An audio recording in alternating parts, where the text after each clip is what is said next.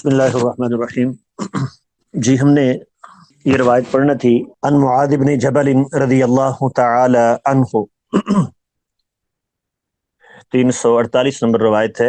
हज़रत मुआज इब्न जबल रज़ियल्लाहु तआला अन्हु फरमाते हैं खरजना मअन नबी सल्लल्लाहु अलैहि वसल्लम फी गज़वती तबूक, हम अल्लाह के नबी के साथ गज़वाए तबूक में निकले। फ़काना युसल्ली ज़ुहरा वल अस्र जमीआ, तो आप ज़ुहर और असर को इकट्ठा आप पढ़ रहे थे, यानी आपने दोनों नमाजों को जमा किया है। रवाहु मुस्लिम, इस रवायत को इमाम मुस्लिम ने बयान किया है। अब ज़ुहर असर को जमा करने की दो सूरतें बनती हैं, या तो जमा तकदीम की शक्ल है या जमा ताखीर है, कि ज़ुहर के टाइम में अगर साथ असर को भी पढ़ें तो ये जमा तकदीम होगी, और अगर ज़ुहर को मुअख्खर करके असर के टाइम में जो है वो दोनों को पढ़ें तो ये जमा ताखीर बनेगी। और पीछे हम ये दोनों तरीके पढ़ आए कि अल्लाह के नबी दोनों तरह जो है वो जमा करते थे। तो मुसाफिर के लिए ये इजाज़त है कि वो अगर उसे ये अंदाज़ा है कि असर के टाइम जो है वो मेरे लिए मुश्किल होगी रुक के नमाज पढ़ना, तो वो ज़ुहर के साथ असर को पढ़ के शुरू कर दे सफ़र। और अगर सफ़र शुरू है तो ज़ुहर में ना रुके बल्कि असर के साथ जाके ज़ुहर पढ़े, तो दोनों तरह के लिए जायज़ है। रवाहु मुस्लिम, इस रवायत को इमाम मुस्लिम ने बयान किया है। अगली रवायत है हज़रत अब्दुल्लाह इब्न अब्बास रज़ियल्लाहु तआला अन्हुमा, हदीस के रावी हैं। फरमाते हैं कि रसूलुल्लाह सल्लल्लाहु अलैहि वसल्लम ने फरमाया ला तक़सुरुस सलाता, तुम ना नमाज कसर करो, फी अक़ल्ला मिन अर्बअति बुरुदिन, 4 बरीद से कम सफर में। 4 बरीद से कम अगर सफर हो तो नमाज कसर ना करो। अब एक बरीद जो है वो होता है 12 मील का, तो ये हुए 48 मील। ठीक है, 48 मील बने ये। तो अगर ये हदीस सही साबित होती फिर तो बात ही खत्म थी, फिर तो बात वाज़ेह थी कि इससे कम सफर में नमाज कसर नहीं हो सकती। लेकिन ये हदीस दो वजह से ज़ईफ़ है, इसमें दो सबब ज़ुफ़ पाए जाते हैं, तो रवायत ये साबित नहीं है। तो इसलिए बल्कि कोई भी ऐसी रवायत जिसमें तायीन हो कि इतना सफ़र करेंगे तो नमाज कसर करनी है वरना नहीं, तो ऐसी कोई हदीस जो है वो साबित नहीं है, सिवाय एक रवायत जो हम पीछे पढ़ चुके हैं। हज़रत अनस रज़ियल्लाहु तआला अन्हु से मरवी गालिबन रवायत है, जिसमें यह है कि अल्लाह के नबी वो अगर सलासत फरासख के लफ्ज़ हैं, 3 फरसख यानी 9 मील, इतना अगर सफ़र करते तो आप नमाज कसर करते थे। लेकिन वहाँ भी ये तायीन नहीं है कि इससे कम या ज़्यादा क्या ये हद बंदी है, ये वहाँ भी बयान नहीं हुआ। उसमें यह है कि इतना सफ़र करते तो कसर करते थे। तो तायीन से मुताल्लिक कि जिसमें बाकायदा ये हो कि इतने किलोमीटर इतने मील सफ़र होगा तो नमाज कसर होगी, ऐसी कोई हदीस साबित नहीं है। इसीलिए इस मसले में इख्तलाफ है कि कितना सफ़र करना हो तो नमाज कसर करेंगे। तो ये मसला हमने पीछे भी बयान किया। बाब लोग कहते हैं 38 मील जैसे यहाँ गुजरा है, बाज़ 60 की बात करते हैं, और बाज़ कहते हैं कि इसमें कोई तायीन नहीं है जिस पे इंसान अपने आप को मुसाफिर समझे, क्योंकि शरीयत में तायीन आई नहीं। तो जिसमें इंसान अपने आप को मुसाफिर समझे वो नमाज कसर कर ले। और तीसरा वो मौक़िफ़ उस हदीस की बिना पर सलासत फरासिख वाला, वो कहते हैं असल तो तायीन नहीं लेकिन कम अज कम जरूर कर, इससे हो गया कि वो अपने आप को नहीं समझता, तो इतना सफर है तो वो अपने आप को मुसाफिर समझता है और नमाज कसर करता है।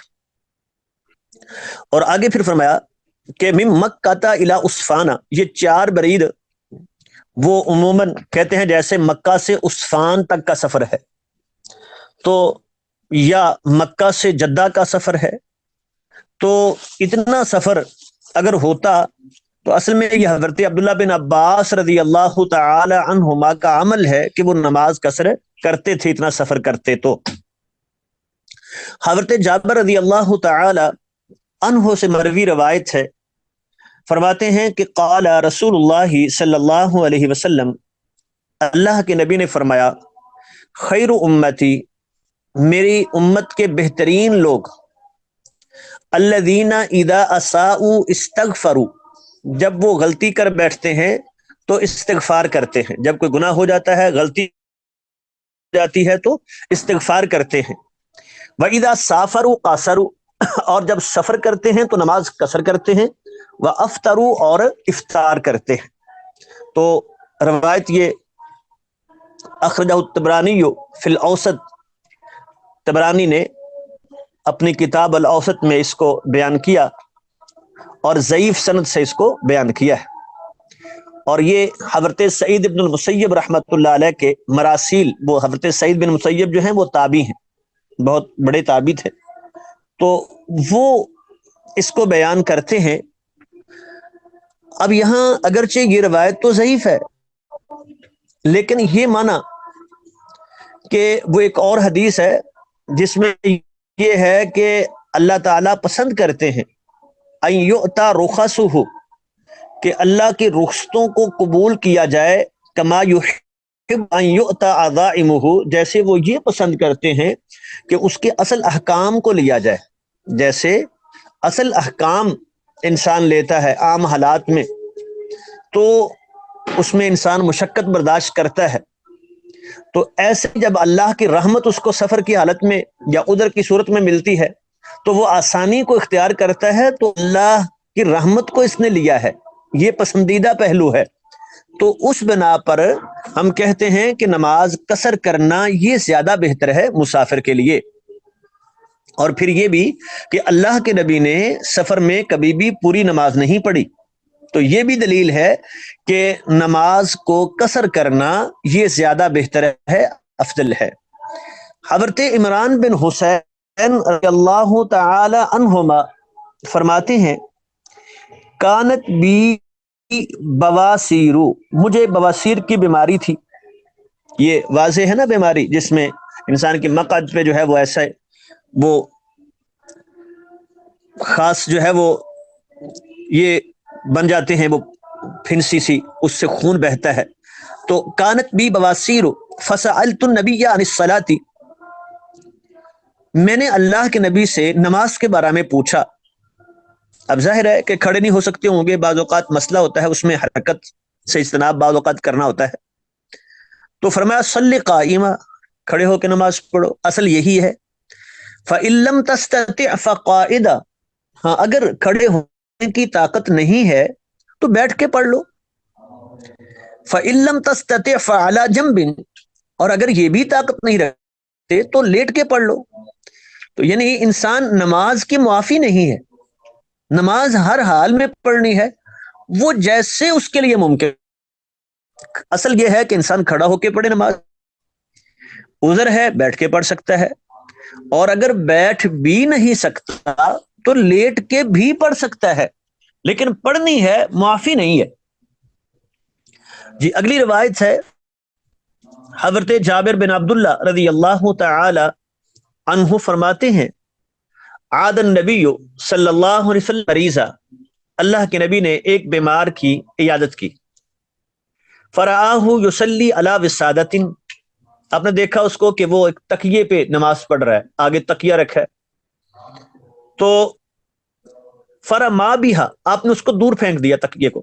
فرمایا صلی علی العرش، زمین پہ نماز پڑھو، ان استطاعت، اگر طاقت رکھتے ہو، وَإِلَّا فَأَوْمِ إِمَاءً، ورنہ اشارہ کر لو، اگر سجدہ زمین پہ نہیں کر سکتے تو اشارہ کر لو۔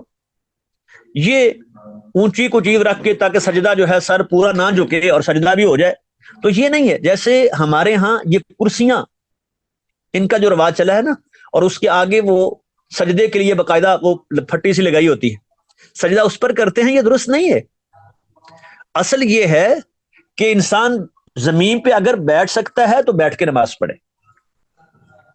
اگر نہیں بیٹھ سکتا، بعض اوقات وہ ٹانگوں میں ایسا مسئلہ ہوتا ہے کہ ان کو فولڈ نہیں کیا جا سکتا، وہ اس کے لیے مسئلہ ہوتا ہے بیٹھنا. تو ٹھیک ہے، وہ کرسی پہ اگر بیٹھنا اس کے لیے ضروری ہے تو بیٹھ جائے، پھر اشارے سے رکوع سجدہ کرے گا. پھر اس تکلف کی ضرورت نہیں ہے کہ وہ باقاعدہ پھٹی سی آگے لگائی ہوئی ہو لکڑی کی، اس کے اوپر سجدہ کرے. یہ درست نہیں ہے. اصل تو کرسی پر بیٹھنا ہی درست نہیں ہے. اگر وہ زمین پر بیٹھ سکتا ہے تو کرسی پہ بیٹھ کے نماز نہیں پڑھے گا. وَجْعَلْ سُجُودَكَ أَخْفَضَ مِن رُّكُوعِكَ، اور فرمایا کہ اگر وہ طاقت نہیں ہے زمین پہ سجدہ کرنے کی تو فَأَوْمِ إِيمَاءً، اشارہ کرو، سجدہ اشارے کے ساتھ کرو، اور اپنے سجدے کو رکوع سے زیادہ جھکا ہوا، اس میں سر کو زیادہ جھکاؤ. تو یعنی اشارہ کرنا ہے، رکوع میں تھوڑا سا سر کو کم اور سجدے میں زیادہ جھکا لینا ہے. تو سر کے اشارے سے ہی یہ سجدہ رکوع کریں گے اگر وہ طاقت نہیں رکھتا وہ زمین پر بیٹھ کے بھی نماز پڑھنے کی. حضرت عائشہ رضی اللہ تعالی عنہا فرماتی ہیں، مثال کے طور پہ جیسے ہمارے ہاں بعض اوقات یہ مسئلہ ہوتا ہے نا، آنکھوں کا آپریشن ہوتا ہے، تو اس صورت میں وہ ڈاکٹر روک دیتے ہیں کہ چند دن سر کو جھکانا نہیں ہے، سجدہ نہیں کرنا. تو ٹھیک ہے وہ اشارہ کر لیا ہے، وہ زمین پہ سر کو نہ لگائے تو اس کے لیے اجازت ہے. حضرت عائشہ رضی اللہ تعالی عنہا سے مروی روایت ہے، فرماتی ہیں رأیت النبی صلی اللہ علیہ وسلم، میں نے اللہ کے نبی کو دیکھا، یصلی، آپ نماز پڑھ رہے تھے، متربعن، چار زانو بیٹھ کر. چار زانو کا مطلب کیا ہے؟ جس کو ہم پنجابی میں کہتے ہیں چوکڑی مار کے بیٹھنا. میں دایاں پاؤں جو ہے وہ بائیں ران کے نیچے آتا ہے، اور بایاں پاؤں وہ دائیں ران کے نیچے، اور مقد کے بعد انسان بیٹھتا ہے. تو یہ چار زانو ہو کے، یعنی بیٹھنا اصل تو وہی تشہد کا طریقہ ہے، لیکن اگر انسان کو مشکل ہو، کوئی چوٹ آئی ہے، وہ اس طرح بیٹھ نہیں سکتا، یا بعد اوقات جسم بہت بھاری ہو جاتا ہے تو اس طرح بیٹھنا ممکن نہیں ہوتا، تو پھر بھی انسان جیسے بیٹھ سکتا ہے ویسے بیٹھ جائے. اب وہ بعض اوقات مسئلہ ہوتا ہے تو وہ ٹانگ کو ایک کو وہ آگے جو ہے وہ انسان پھیلا لیتا ہے، تو ٹھیک ہے، کر سکتا ہے ایسے بھی. تو جیسے ممکن ہے وہ بیٹھ کے، اصل وہی طریقہ ہے تشہد والا. اگر وہ نہیں بیٹھ سکتا ویسے تو پھر جیسے ممکن ہے بیٹھ کے نماز پڑھ لے. آگے ہے باب صلاۃ الجمعہ، صلاۃ الجمعہ ہے جمعہ کی نماز کا بیان. حضرت عبداللہ بن عمر رضی اللہ تعالی عنہما اور حضرت ابو ہریرہ رضی اللہ تعالی عنہ کہتے ہیں انہما سمع رسول اللہ صلی اللہ علیہ وسلم، ان دونوں نے، حضرت عبداللہ بن عمر اور حضرت ابو ہریرہ رضی اللہ تعالی عنہما، دونوں نے اللہ کے نبی سے سنا، آپ فرما رہے تھے علی آواد ممبرہ، اپنے ممبر کی لکڑیوں پر، مطلب ہے وہ لکڑی کا جو ممبر آپ کا تھا نا، اسی پر آپ بیٹھے تھے. یہ وہی ممبر تھا جو رسول اللہ صلی اللہ علیہ وسلم نے، ایک انصاری صحابیہ خاتون تھی، ان کا ایک غلام تھا جو بڑی کا کام کرتا تھا، تو اس صحابیہ سے کہا تھا، انہوں نے اپنے دیا، تو انہوں نے وہ ممبر تیار کیا تھا جس کی 3 سیڑھیاں تھی. تو یقول علی آواد ممبرہ، آپ وہ ممبر کی لکڑیوں پہ، مطلب ہے ممبر پر تشریف فرما تھے، تو 3 اس کی سیڑھیاں تھی اس ممبر کی، تو اس پہ بیٹھے ہوئے آپ نے فرمایا لینتہین اقوام، ضرور لوگ باز آ جائیں، ان ودعہم الجمعات، جمعے چھوڑنے سے، او لیختمن اللہ علی قلوبہم، یا اللہ ان کے دلوں پہ مہر لگا دیں گے. تو یا تو وہ باز آ جائیں یا پھر اللہ مہر لگا دیں گے. مطلب یہ ہے کہ جمعہ پڑھنا یہ فرض ہے، اور اگر اس کو چھوڑنا کبیرہ گناہ ہے. اگر کوئی بغیر عذر کے جمعہ چھوڑتا ہے تو اللہ اس کے دل پہ مہر لگا دیتے ہیں، اور پھر اس مہر کا نقصان کیا ہوگا؟ ثم لیکونن من الغافلین، پھر یہ غافلوں میں سے ہو جائیں گے. پھر جیسے وہ ہے نا، ختم اللہ علی قلوبہم، انسان اللہ کی نافرمانی کرتا رہتا ہے، دل سیاہ ہو جاتا ہے، پھر انسان کو گناہ محسوس ہی نہیں ہوتا. اللہ اکبر. تو اس سے جمعے کی اہمیت معلوم ہوئی کہ جمعہ چھوڑنے سے انسان کے دل پہ جو ہے وہ ایک نقطہ لگ جاتا ہے اور آہستہ آہستہ وہ دل جو ہے وہ سیاہ ہو جاتا ہے، مہر لگ جاتی ہے اس پہ۔ سلمہ ابن الاقویٰ رضی اللہ تعالی عنہ فرماتے ہیں کننا نصلی مع رسول اللہ صلی اللہ علیہ وسلم الجمعہ، ہم اللہ کے نبی کے ساتھ جمعے کی نماز پڑھتے تھے، ثم ننصرف، پھر ہم پھرتے، ولیس للحیطان، اور ابھی دیوار کا مطلب ہے کہ بالکل جو ہے وہ زوال کے فوراً بعد، کہ جب شروع ہوگا نا جو ظہر کا ٹائم ہے، تو دیوار چونکہ چھوٹی ہوتی ہے نا، اس کا سایہ آہستہ آہستہ آتا ہے، جیسے جیسے سایہ بڑھتا ہے تو پھر سایہ آتا ہے، تو ابھی سایہ کو زیادہ بڑا نہیں ہوتا تھا، تو جو ظہر کا ٹائم ہے نا، گویا کہ وہی ٹائم اس کا بنے گا، تو ولیس للحیطان ظل، ابھی دیواروں کا اتنا سایہ نہیں ہوتا تھا کہ نستدل به، ہم وہ سایہ حاصل کر لیں۔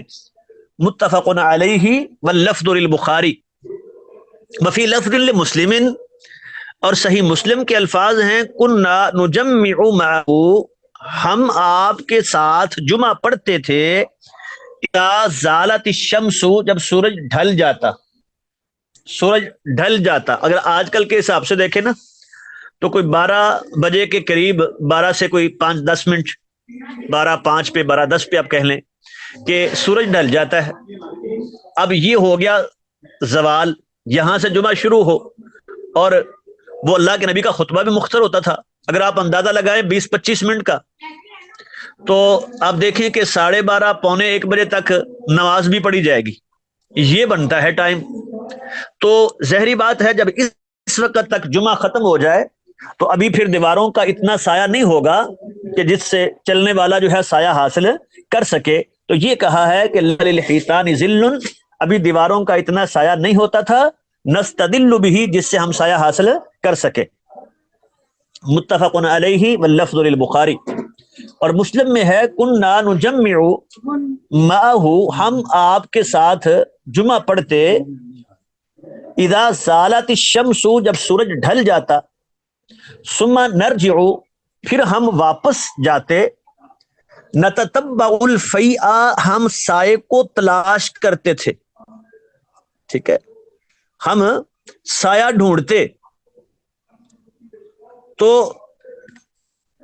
یعنی ابھی تھوڑا تھوڑا سایہ ہوتا تھا، تو اب دیکھتے کہ وہ تھوڑا سا سایہ ہے، پاؤں کو جو ہے وہ نیچے سے گرمائش سے بچانے کے لیے وہ وہاں جائیں، پھر وہاں سے آگے ڈھونڈتے، وہ سایہ آ رہا ہے وہاں، جیسے ہوتا ہے نا کہ پتھریلا علاقہ ہو، نیچے زمین گرم ہو، اور ان بیچاروں کے پاس، سب کے پاس جوتے تک نہیں ہوتے تھے پہننے کے لیے، تو پاؤں کو جو ہے وہ گرمی سے بچانے کے لیے، تپش سے، حرارت سے بچانے کے لیے وہ سایہ ڈھونڈتے تھے۔ تو اس سے کیا معلوم ہوا کہ جمعہ جو ہے وہ زوال کے فوراً بعد شروع ہو جانا چاہیے ہی۔ یہ دوپہر کے وقت سونا، اس کو کیلولا کہتے ہیں عربوں کے ہاں، اس کا بھی پورا جو ہے وہ معمول ہوتا ہے، تو ہم کیلولا نہیں کرتے تھے، ولا نتغدى، اور نہ ہی دوپہر کا کھانا کھاتے تھے، الا بعد الجمعہ، مگر جمعہ کے بعد۔ تو کیا معلوم ہوا کہ چونکہ زوال کے فوراً بعد جو ہے وہ یہ جمعہ ہو جاتا تھا، تو اس لیے یہ جو کیلولے والا کام ہے اور کھانے والا ہے، یہ نماز کے بعد ہوتا تھا، نماز سے پہلے نہیں۔ ویسے بھی صحابہ جمعے کے دن تو کوشش کرتے تھے کہ اول وقت میں ہی مسجد میں پہنچ جائیں، تو اس لیے وہ جمعہ بھی شروع ہونے سے پہلے مسجد میں پہنچتے، اللہ جتنی توفیق دیتا عبادت کرتے، پھر جمعے سے فارغ ہوتے، پھر آ کے جو ہے وہ کھانا بھی کھاتے اور کیلولا بھی کرتے۔ اور وفی روایت، ایک روایت کے الفاظ ہیں، فی عہدی رسول اللہ صلی اللہ علیہ وسلم، اللہ کے نبی کے زمانے میں ہم ایسا کرتے تھے۔ اگلی روایت ہے، حضرت جابر بن عبداللہ رضی اللہ تعالی عنہ فرماتے ہیں، ان النبی صلی اللہ علیہ وسلم کان یخطب قائما، اللہ کے نبی کھڑے ہو کے خطبہ دیتے تھے، فجاءت عیر من الشام، شام سے ایک قافلہ آیا، کہ وہ شروع کی بات، مدینہ میں ذرا قحط سالی بھی چل رہی تھی، تو آپ جمعہ پڑھا رہے تھے، تو کسی نے وہ آواز دے کے پکار کے کہا کہ وہ شام سے گندم وہ جو اناج لے کے قافلہ آ گیا ہے، تو لوگ بھاگے. جیسے ہمارے ہاں یہ چیز کوئی شارٹ ہو جائے نا، چینی شارٹ ہو جاتی ہے تو لائنیں لگ جاتی ہیں، لوگ سارا سارا دن کی جو ہے وہ اپنے کام چھوڑ کے تو وہ چینی لینے کے لیے وہاں کھڑے ہوتے ہیں. تو لوگ جو ہے وہ دوڑے کہ ہم وہ غلہ خرید لیں. چند لوگ باقی رہ گئے. تو یہ ہے فجاءت عیر من الشام، شام سے ایک قافلہ آیا. فن فتل الناس الیہا، لوگ اس کی طرف بھاگ گئے. ٹھیک ہے. حتی لم یبق الا 12 رجلا، صرف 12 لوگ باقی رہ گئے. یہی بات اللہ نے قرآن مجید میں کی ہے کہ ترکو کا قائمہ، وہ سورہ جمعہ میں انفضوا الیہا کہ یہ اس کی طرف بھاگتے ہیں، وترکو کا قائمہ، آپ کو کھڑا ہوا چھوڑ جاتے ہیں. قل ما عند اللہ خیر من اللہو ومن التجارہ، انہیں کہیے جو اللہ کے پاس ہے وہ تجارت سے اور تمہارے کھیل کود سے کہیں بہتر ہے. تم نے وہ اللہ کے پاس جو اجر تھا اس کو چھوڑ کے تم اس طرف چلے گئے کہ تجارت میں کوئی فائدہ ہو جائے. تو اب اس سے جو اصل بات بیان کرنا مقصود ہے، ایک تو یہ کہ یہ خطبہ جمعہ کھڑے ہو کے اللہ کے نبی کا معمول تھا. آپ نے کبھی بغیر عذر کے خطبہ جمعہ بیٹھ کے نہیں دیا. تو ہمارے ہاں یہ جو بعض لوگوں کا یہ معمول بن گیا ہے کہ وہ پہلے تو تقریر کہتے ہیں اس کو، وہ بیٹھ کے کرتے ہیں، پھر اس کے بعد آخر میں جو ہے وہ کھڑے ہوتے ہیں. تو بھئی اصل یہ ہے کہ جو خطبہ جمعہ ہے وہ کھڑے ہو کے ہوگا. اور یہ فرق کرنا کہ یہ تقریر ہے یہ خطبہ ہے، یہ بھی درست نہیں ہے. اگلی روایت ہے حضرت عبداللہ بن عمر رضی اللہ تعالی. ہاں دوسری بات بھی اس میں وہ یہ ہے کہ کتنے لوگ ہوں تو جمع ہو جاتا ہے. تو اس سے معلوم ہوا اس میں بھی کوئی حد بندی نہیں ہے کہ اتنے سارے لوگ ہوں. بعض نے کہا بڑا شہر ہو جو ہے نا تحصیل ٹائپ کا، جس میں تحصیل کی جو ہے وہ نشانیاں ہیں کہ اس میں عدالت بھی ہو، اس میں تھانہ بھی ہو، فلاں ہو، تو اس میں جو ہے وہ جمعہ ہوتا ہے.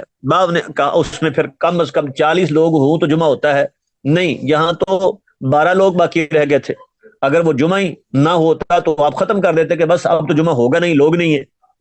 تو یہ شرطیں اس کے لیے نہیں ہیں. جس میں جماعت ہو سکتی ہے، 3 لوگ ہیں تو جماعت ہو جاتی ہے تو جمعہ بھی ہو جاتا ہے.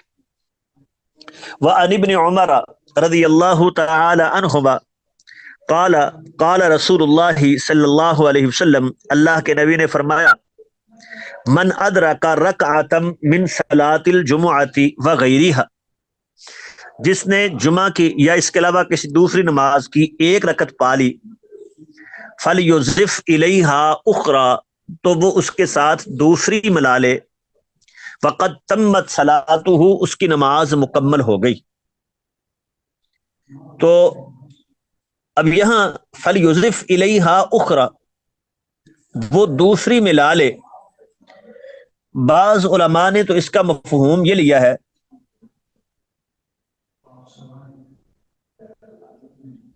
کہ اگر تو انسان ایک رکعت امام کے ساتھ پا لیتا ہے، جس کو وہ یوں بیان کرتے ہیں کہ اگر دوسری رکعت میں رکوع جانے سے پہلے پہلے وہ آ گیا، ایک شخص جمعہ میں شامل ہوا، اگرچہ خطبے کا اجر اس کو نہیں ملا لیکن جمعہ اس کا ہو گیا، وہ 2 رکعتیں پڑھے گا بس. اور جو شخص وہ دوسری رکعت کے رکوع کے بھی بعد آیا، یعنی ایک رکعت امام کے ساتھ اس نے نہیں پائی، وہ ظہر کی نماز پڑھے گا،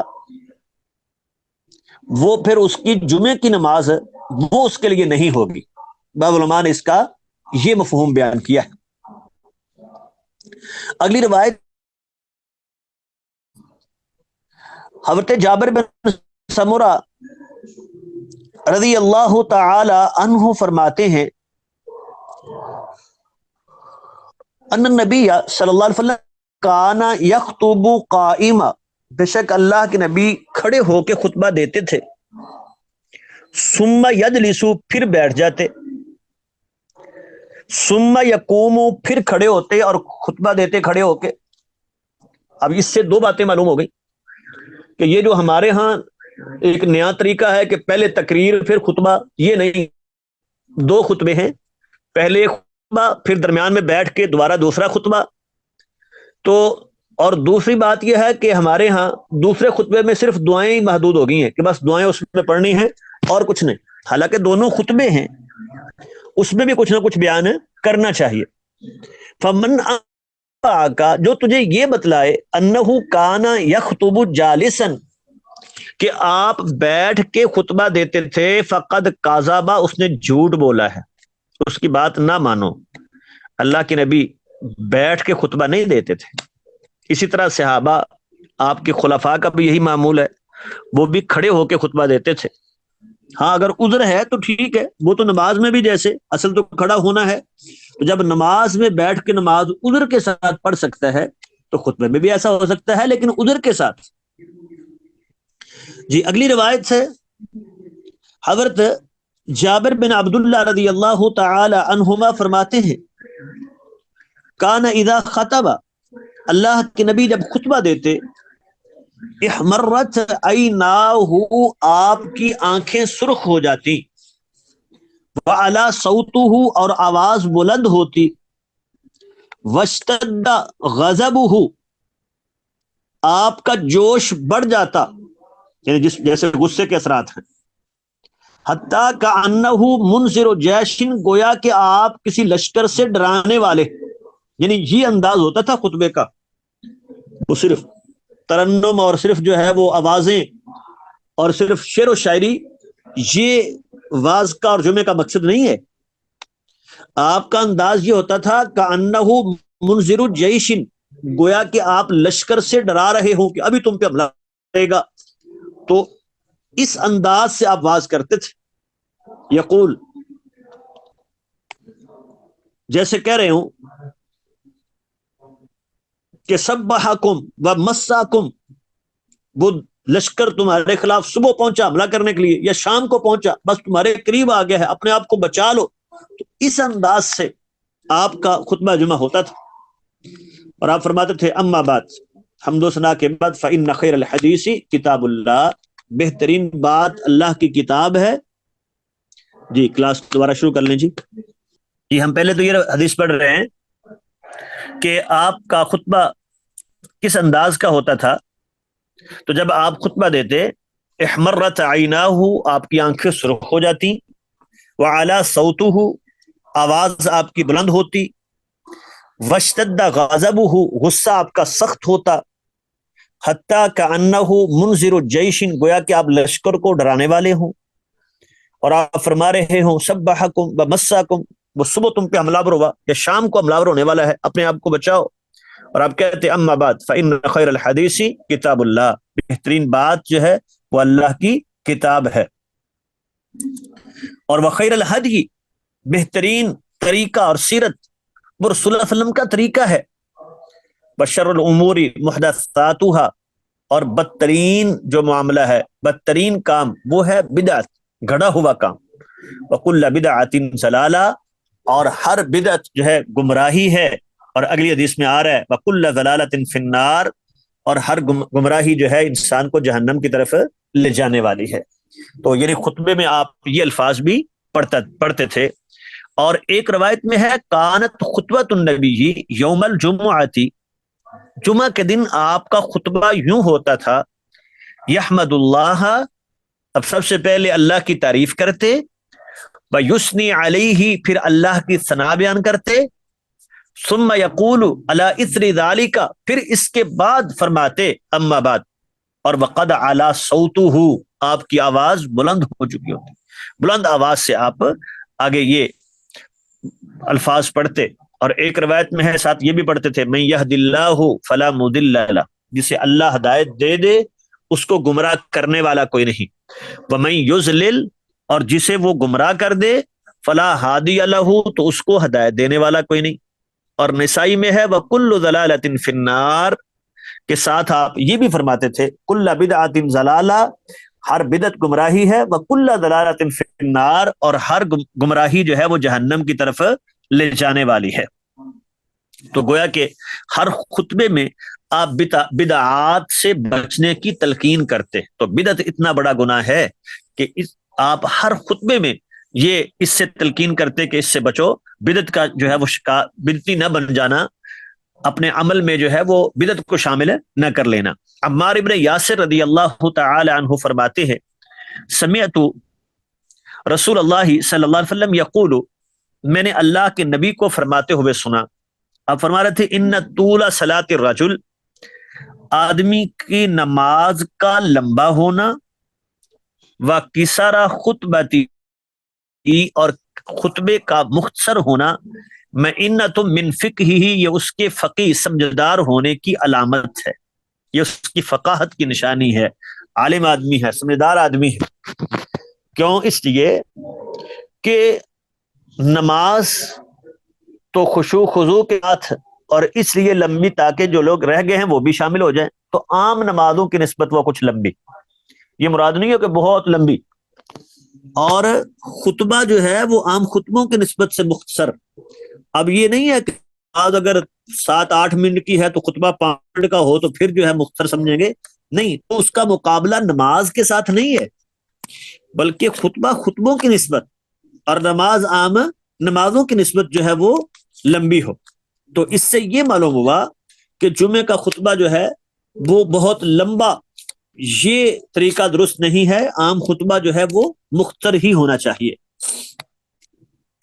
ام حشام بنت حارث رضی اللہ تعالی عنہا فرماتی ہیں ما است قاف والقرآن المجید الا عن لسان رسول اللہ، میں نے نہیں یاد کی یہ صورت مگر اللہ کے نبی کی زبان سے، نہیں لی میں نے، اخذ کرنا لینا، نہیں لی میں نے یہ صورت سورہ قاف مگر رسول اللہ کی زبان سے، یقرؤھا، اس لیے کہ آپ اس کو پڑھتے تھے ہر جمعہ میں منبر پر جب خطبہ دیتے لوگوں کو۔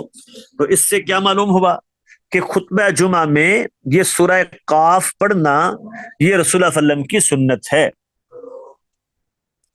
اگلی روایت ہے حضرت عبداللہ بن عباس رضی اللہ تعالی عنہما فرماتے ہیں قال رسول اللہ صلی اللہ علیہ وسلم، اللہ کے نبی نے فرمایا من تکلم یوم الجمعۃ والامام یخطب، جس نے جمعے کے دن بات کی جب امام خطبہ دے رہا ہو، دوران خطبہ جس نے کسی سے بات کی، فہوا کمثل الحمار یحمل اسفارا، وہ گدھے کی طرح ہے جو بوجھ اٹھائے ہوئے ہو، یعنی گدھے کے اوپر کتابیں وہ لاد دیں، بڑی بڑی کتابیں، تو اس کو کیا فائدہ، بڑی علمی دقیق کتابیں ہیں، تو گدھا ہے، اس کے لیے تو بوجھ ہے، وہ کتاب ہو یا وہ پتھر ہو اس کے لیے تو برابر ہے۔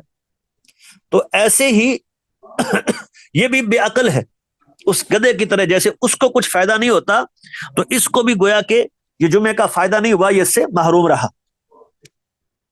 والذی یقول له انصت، اور جس نے کہا کہ چپ ہو جاؤ، دوسرے کو خاموش کروانے کے لیے خود تو بولا نا، تو لیست لہ جمعہ، اس کا بھی جمعہ نہیں ہوگا۔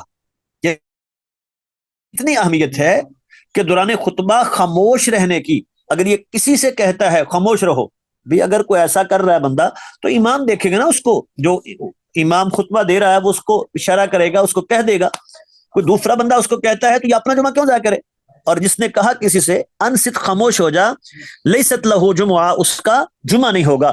رواہ احمد باسناد لا بأس بہ، اس کو مسند احمد نے ایسی سند سے بیان کیا ہے جس میں کوئی ضعف نہیں ہے۔ فہو یفسر حدیث ابی ہریرہ، اور اصل میں یہ حضرت ابو ہریرہ کی روایت جو صحیحین میں ہے، بخاری مسلم میں، اس کی تفسیر کر رہی ہے۔ اس میں یہ ہے کہ اذا قلت لصاحبک انصت، جب تو نے اپنے ساتھی سے کہا چپ کر جا جمعے میں، جمعہ کے دن، والامام یخطب، جب امام خطبہ دے رہا ہو تو دوران خطبہ اگر یہ کہا کہ چپ ہو جاؤ، فقد لغوتا، تو نے لغو کام کیا، یہ غلط کام ہے، لغو کام ہے۔ تو دوران خطبہ بالکل خاموش رہنا، بالکل کوئی حرکت نہ ہو، یہ اصل جو ہے وہ طریقہ ہے رسول اللہ صلی اللہ علیہ وسلم کا۔ اسی لیے فرمایا کہ جس نے اتنا بھی کہا نا کہ چپ کر جا، تو وہ بھی اپنے جمعے کا اجر کو ضائع کر بیٹھا۔ حتیٰ کہ ایک حدیث میں بہت بڑا اجر بیان ہوا ہے، جس میں ہے کہ اللہ کے نبی نے فرمایا من غسل واغتسل، جو بندہ وبکر وابتکر، اور جلدی آئے، ومشا، ولم یرکب پیدل چلے سوار ہو کے نہ آئے، ودنا من الامام امام کے قریب ہو کے بیٹھے، ویستمع ما قال الامام فیہ ولا یلہ امام کی بات کو پوری توجہ دھیان سے سنے، یہ 5 کام بنتے ہیں، تو جو یہ کر لے تو وہ کان لہ بکل خطوۃ عمل ناتم من صیامھا و قیامھا، اس کو ہر قدم کے بدلے میں 1 سال کے روزوں کا، 1 سال کی نمازوں کا اجر ملتا ہے۔ اتنی بڑی بات ہے جمعہ کے دن جو ہے وہ یہ اہتمام کرنا کہ انسان وہ ایک تو غسل کرے، پھر جمعہ پہلے حصے میں، یوں سمجھے جمعہ شروع ہونے سے پہلے وہ مسجد میں پہنچے، اور پھر جو ہے وہ پیدل چل کے آئے، پہلی صف میں بیٹھے، جہاں وہ یہ نہیں کہ پیچھے آج کل دھوپ ذرا اچھی لگتی ہے تو باہر بیٹھ جاؤ، اندر جو ہے جمعہ ہو رہا ہے تاکہ میں ذرا دھوپ سے لطف اندوز ہو جاؤں، نہیں، امام کے متصل اس کے ساتھ ہو کے بیٹھے جتنا ممکن ہے، اور پھر توجہ دھیان سے اس کی بات کو سنے، بس یہ اتنے کام ہے آسان آسان، یہ کر لے تو ہر قدم کے بدلے جو ہے 1 سال کی نمازوں کے، 1 سال کے روزوں کا اجر مل جائے گا۔ یہ اگلی روایت ہے، حضرت جابر بن عبداللہ رضی اللہ تعالی عنہ فرماتے ہیں، داخل رجل یوم الجمعہ، ایک آدمی وہ آیا جمعہ کے دن، والنبی صلی اللہ علیہ وسلم، اللہ کے نبی وہ خطبہ دے رہے تھے، فقال صلیتا، آپ نے پوچھا نماز پڑھی ہے تو نے؟ قال لا، اس نے کہا جی نہیں، ما قم فصلی رکعتین، کھڑے ہو کے 2 رکعتیں پڑھو پہلے۔ 4 باتیں اس حدیث سے معلوم ہوئی۔ نمبر 1، امام جو ہے وہ ضرورت کے وقت کسی بندے سے بات کر سکتا ہے، ویسے تو خاموش رہنا ہے، لیکن امام اگر وہ مقتدی سے بات کرتا ہے ضرورت کی تو وہ کر سکتا ہے ایک۔ دوسری بات یہ ہے کہ مقتدی اس کو جواب دے سکتا ہے، ویسے منع ہے یہ بھی بات، چپ کرنا بھی کسی کو نہ کہے، لیکن امام کچھ پوچھتا ہے تو یہ امام کو جواب دے سکتا ہے۔ اور تیسری بات، تحیت المسجد جو ہے یہ چاہے خطبہ ہو رہا ہو، یہ 2 رکعتیں پڑھ کے بیٹھنا ہے۔ ہمارے یہاں کیا کرتے ہیں لوگ، بیٹھ جاتے ہیں جب وہ درمیانی وقفہ ہوتا ہے نا، درمیان میں امام بیٹھتا ہے تو اس وقت کھڑے ہو کے 2 رکعتیں شروع کر دیتے ہیں، نہیں، بلکہ 2 رکعتیں پڑھ کے بیٹھنا ہے اگر خطبہ ہو رہا ہے تو۔ اور چوتھی بات یہ ہے کہ اگر کوئی شخص غلطی سے یا بھول گیا تحیت المسجد پڑھے بغیر بیٹھ گیا تو وہ دوبارہ کھڑا ہو کے پڑھے گا، بیٹھنے سے تحیت المسجد فوت نہیں ہوگی، کیونکہ یہ بیٹھ گیا تھا تو آپ نے پھر اسے کہا کہ بھئی قم فصلی رکعتین، کھڑے ہو کے 2 رکعتیں پڑھو، یہ نہیں کہ اب تو بیٹھ گیا اب تو نہیں پڑھ سکتا۔ تو اگر وہ غلطی سے لا علمی میں یا بھول کے بیٹھ گیا ہے تو بھی یہ 2 رکعتیں کھڑے ہو کے پڑھے گا۔ اگلی روایت ہے حضرت عبداللہ ابن عباس رضی اللہ تعالی عنہما، حدیث کے راوی ہیں، وہ کہتے ہیں کہ اللہ کے نبی کانا یقرأ صلاۃ الجمعہ، آپ جمعہ کی نماز میں سورۃ الجمعہ اور منافقین پڑھتے تھے۔ تو یہ بعض روایتوں میں سورہ جمعہ سورہ منافقین کا ذکر ہے، اور بعض روایتوں میں سورہ اعلیٰ اور غاشیہ کا ذکر ہے، تو اس کا مطلب ہے کہ دونوں سے کوئی بھی پڑھی جا سکتی ہیں، یا وہ پڑھ لے یا یہ پڑھ لے، دونوں اللہ کے نبی سے ثابت ہے۔ اسی لیے اگلی حدیث ہے، وَلَهُ عَنِ النُّعْمَانِ بن بشیر، حضرت نعمان بن بشیر رضی اللہ تعالی عنہ سے روایت ہے کہ اللہ کے نبی کانا یقرأ فی العیدین، عیدین میں، جمعہ میں، سبح اسم ربک الاعلی اور هل اتاک حدیث الغاشیہ، یہ پڑھا کرتے تھے۔ تو وہ بھی پڑھ سکتا ہے، یہ بھی پڑھ سکتا ہے۔ حضرت زید ابن ارقم رضی اللہ تعالی عنہ حدیث کے راوی ہیں، فرماتے ہیں صلی النبی صلی اللہ علیہ وسلم العید، اللہ کے نبی نے عید کی نماز پڑھی، ثم رخص فی الجمعہ، پھر جمعے کی رخصت دے دی، فقال، اور فرمایا من شاء ان یصلی فلیصلی، جو پڑھنا چاہتا ہے وہ پڑھ لے جمعہ۔ کیا معلوم ہوا، اگر جمعہ کے دن عید آ جائے اور عید پڑی ہے تو اب جمعہ کی اجازت ہے، مسجد میں جمعہ ہوگا، امام جمعہ پڑھائے گا، مفتیوں کو اجازت ہے، جو پڑھنا چاہتا ہے وہ جمعہ میں بھی شامل ہو جائے، جو نہیں آیا وہ ظہر کی نماز پڑھ لے تو یہ ٹھیک ہے، اس کو اجازت ہے۔ اگلی روایت ہے، حضرت ابو ہریرہ رضی اللہ تعالی عنہ فرماتے ہیں کہ رسول اللہ صلی اللہ علیہ وسلم نے فرمایا، اذا صلی احدکم الجمعۃ، جب تم میں سے کوئی جمعہ کی نماز پڑھے، فلیصلی بعدها اربعا، اسے چاہیے کہ وہ جمعے کے بعد 4 رکعتیں پڑھے۔ یہ اگلا مسئلہ آ گیا کہ جمعے کے بعد کتنی رکعتیں پڑھنی ہے۔ تو اس حدیث میں یہ ہے کہ 4 رکعتیں پڑھے، بعض روایتوں میں 2 رکعتوں کا ذکر ہے۔ تو اسی لیے ابن تیمیہ رحمۃ اللہ علیہ وہ کہتے ہیں کہ اگر گھر پر پڑھے تو 2 پڑھے اور مسجد میں پڑھے تو 4 پڑھے، تو چونکہ دونوں حدیثیں ہیں دونوں پر عمل ہو جائے گا۔ اور یہی وجہ ہے کہ حضرت عبداللہ ابن عمر رضی اللہ تعالی عنہما وہ بھی ایسے ہی کیا کرتے تھے، ٹھیک ہے، کہ اگر وہ گھر میں پڑھے تو 2 اور مسجد میں پڑھے تو 4۔ ویسے بھی چونکہ نوافل جو ہے نا وہ گھر میں پڑھنا افضل ہے۔ جی اگلی روایت ہے، حضرت صائب بن یزید رضی اللہ تعالی عنہ فرماتے ہیں کہ اللہ کے نبی نے انہیں کہا تھا، اذا صلیت الجمعہ، جب تو جمعے کی نماز پڑھ لے، فلا تصلھا بصلاۃ، تو اور نماز کے ساتھ اس کو نہ ملاؤ۔ ادھر سلام پھرا، ساتھ ہی اسی جگہ پر فوراً اللہ اکبر کہہ کے سنتے شروع کر دی، نہیں، فوراً بعد نماز دوسری کو اس کے ساتھ نہ ملاؤ، حتیٰ کہ بات کر لو یا وہاں سے نکل جاؤ، یعنی جگہ چینج ہو جائے یا بات چیت کر کے درمیان میں وقفہ واضح ہو جائے۔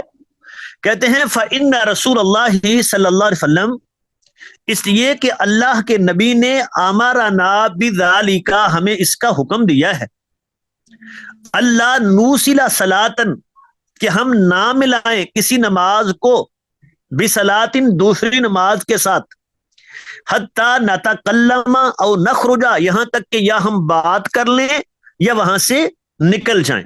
تو یہ صرف جمعہ نہیں، عمومی نماز کے ساتھ بھی ایسی ہے معاملہ کہ فرضوں کے بعد فوراً اسی جگہ پہ کھڑے ہو کے سنتیں، تو لگے گا جیسے غلطی ہوئی تھی اس کو، یہ پچھلی نماز کے ساتھ ملا رہا ہے، تو ایسے نہ ہو، بلکہ درمیان میں کوئی بات کر کے یا وہاں سے اٹھ کے جگہ چینج کر کے، تاکہ قطاع جو ہے وہ واضح ہو جائے، پھر وہ سنتیں پڑھنا چاہتا ہے یا اور پڑھنا چاہتا ہے تو پڑھے۔ اگلی روایت ہے، حضرت ابو ہریرہ رضی اللہ تعالی عنہ فرماتے ہیں کہ رسول اللہ صلی اللہ علیہ وسلم نے فرمایا، من اغتسل، جس نے غسل کیا، ثم اتى الجمعۃ، پھر جمعہ کے لیے آیا، فصلی ما قدر له، جتنی اس کے مقدر میں تھی اس نے نماز پڑھی، جتنی اللہ نے توفیق دی، 2 4 جتنی،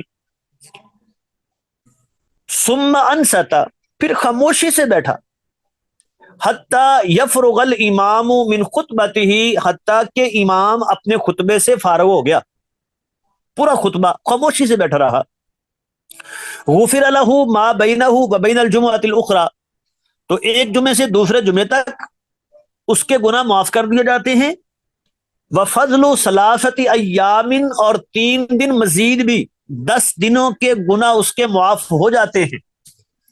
اور یہ بات پہلے بھی بیان ہو گئی ہے کہ اس سے مراد کیا ہوتا ہے، عام طور پہ صغیرہ گناہ مراد ہوتے ہیں۔ وعنہ رضی اللہ تعالی عنہ، انہی سے روایت ہے کہ اللہ کے نبی نے یوم الجمعہ، جمعہ کے دن کا تذکرہ کیا اور فرمایا، فیہ ساعت، جمعہ کے دن ایک گھڑی ایسی ہے، لا یوافقها، نہیں موافقت کرتا مسلمان بندہ اس گھڑی کے، اس میں فیہ ساعہ وہو قائم، وہ کھڑا ہو نماز پڑھ رہا ہو، یسأل اللہ عز وجل شیئا، اللہ سے کچھ مانگے اللہ آتاہ ایاہ، مگر اللہ اس کو دے دیتے ہیں، وہ اس گھڑی میں جو مانگتا ہے اللہ اس کو عطا کر دیتے ہیں۔ وَأَشَارَ بِيَدِهِ يُقَلِّلُهَا، اور ہاتھ سے حضرت ابو ہریرہ رضی اللہ تعالی نے اشارہ کر کے بتایا وہ گھڑی مختصر ہے، یا اللہ کے نبی نے اشارہ کر کے بتایا کہ بھئی وہ گھڑی مختصر ہے، اور اسی لیے صحیح مسلم میں وضاحت ہے وَهِيَ سَاعَةٌ خَفِيفَةٌ، وہ مختصر سی گھڑی ہے، تھوڑے ٹائم کے لیے ہے۔ اب وہ گھڑی کب ہے، اس حوالے سے آگے ہم پڑھیں گے انشاءاللہ، مختلف اس میں اقوال ہیں۔ تو یہ گھڑی بعض نے کہا ہے کہ وہ دوران خطبہ ہے، بعض نے کہا عصر کے بعد ہے، یہ انشاءاللہ ہم اگلے سبق میں دیکھیں گے۔